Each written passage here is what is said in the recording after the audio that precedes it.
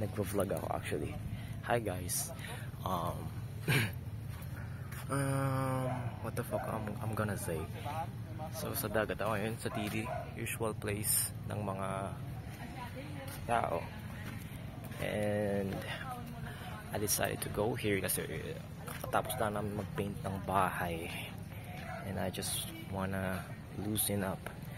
You know, I've been taking pictures, going anywhere, man. Like going anywhere in Botek. I'll visit something. And I just love it being alone again. So guys, at kasama ko si ang aking motor, si Viv. Si Vex, I mean. I forgot his name. Well, it's June 17 na ngayon nata, or 18. It's fucking fast, man. Like, napapaisip na ako kung, you know, ang bilis ng panahon, sobra. I'm gonna put it in here kasi pagod na ako. Yeah guys, pause na nga ako, putay na.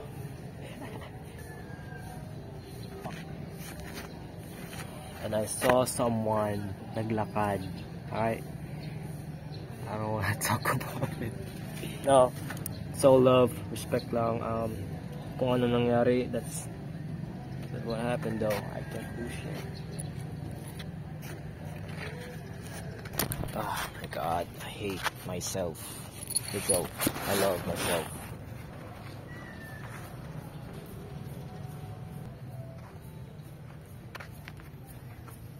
So anyways, mga bata guys.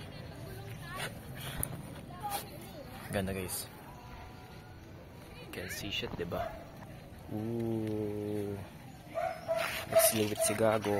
Okay, balik tayo sa motor ko kasi it's my favorite spot na nasa motor ako. Dami nakatingin. Nagkakamala na akong vlogger. Okay. Ay, ito tayo sa motor ko. Yeah. She fine. She fine as fuck, man.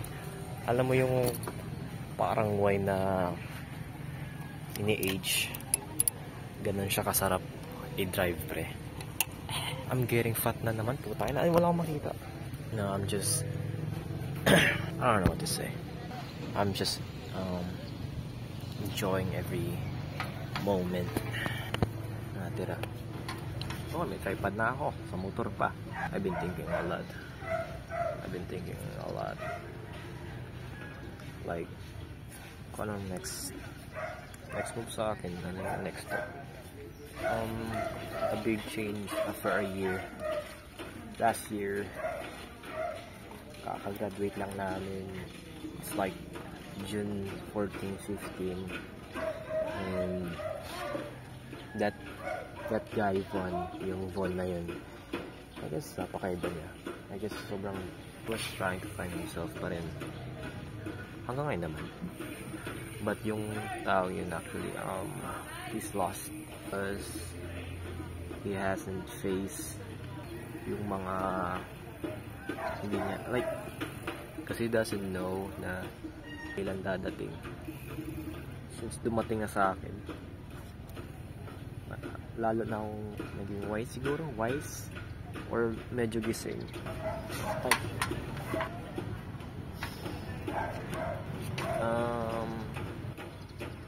Kagabi, nag-video kami ng papa ko, ni daddy. And it was fine. Family bonding though. Lasing ako. Almost puked. But I puked sa kwarto ko. Unti lang. Pero, you know, yeah. Congrats. Kahit sobrang dami akong nainom, I still managed to control myself. Bagay. But it was good though. It was good. It was fun. And Von, I hope you're doing well in the past few years. Mga maybe 2, 3 to 4, 5 years. I hope you're doing good, man.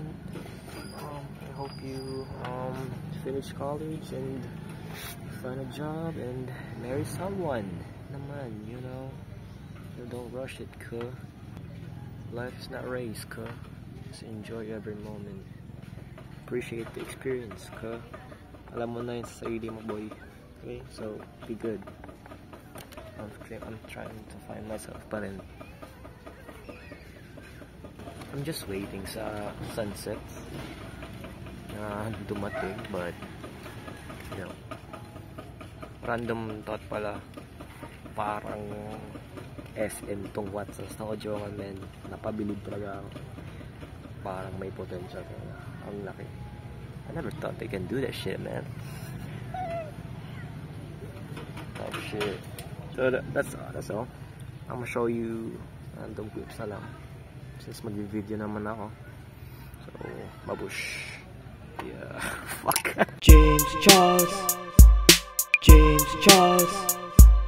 Who the fuck?